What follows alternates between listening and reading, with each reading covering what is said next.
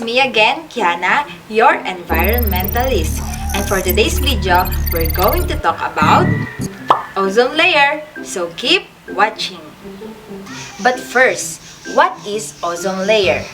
Stratospheric ozone, also known as ozone layer, is the Earth's layer of gas that protects the Earth from the UV radiation of the sun, also known as the ultraviolet rays.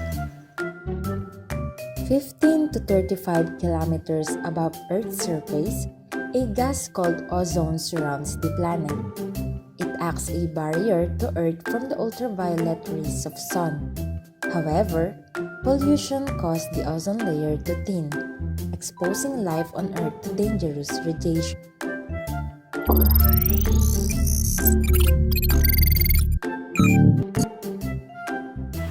Now, what if the ozone layer disappears?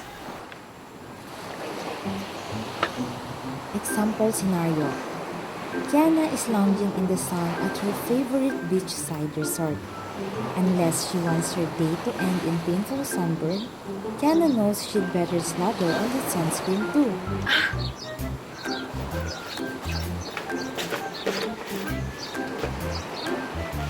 What she doesn't know is that there's already a layer of natural sunscreen at work.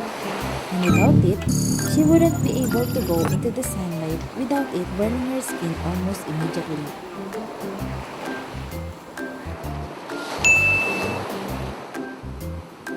Natural sunscreen, known as the Earth's ozone layer, absorbs and blocks the majority of the sun's UV radiation.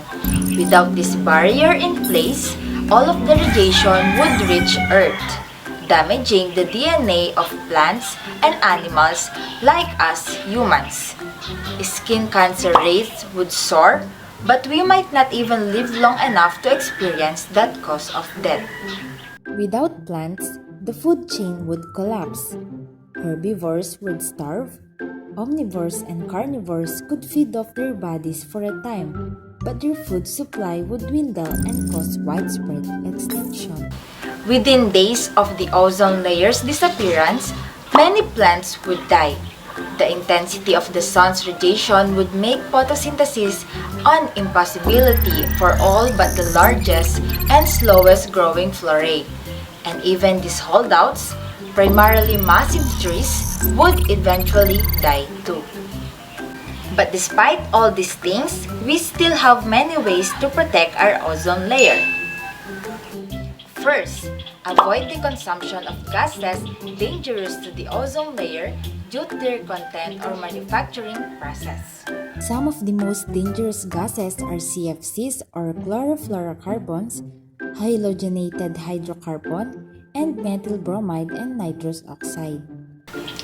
Secondly, purchase new refrigerators, air conditioners, freezers that don't contain chlorofluorocarbons or also known as CFCs. Most manufacturers produce models with fluorine rather than chlorine that do not deplete the ozone layer. Thirdly, Don't buy office products like liquid correction fluid or compressed air that contain methylchloroform. Water-soluble brands are safer but take longer to dry and soak through certain types of inks. Fourthly, do not use cleaning products that are harmful to environment and to us. Many cleaning products contain solvents and substances corrosive, but you can replace these dangerous substances with non-toxic products such as vinegar or bicarbonate. Fifth on the list, encourage growth of plants that produce oxygen and never ever do deforestation. Sixth on the list, limit private vehicle driving. Seventh on the list, buy local products.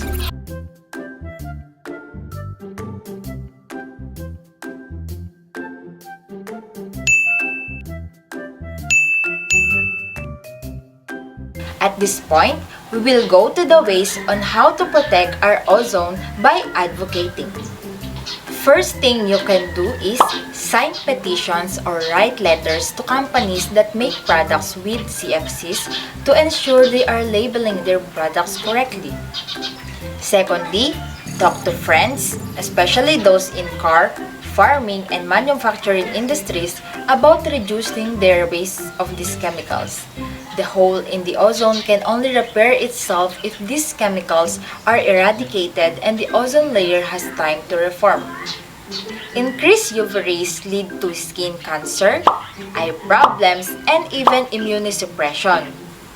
But if we, humans, eliminate the use of ozone depletion chemicals, the ozone layer can repair itself slowly for the next 50 years. So that concludes our video. I hope you learned something from it, and as always, I'm your environmentalist Kiana, always reminding you that how much you care for nature is how much you care for yourself. Bye!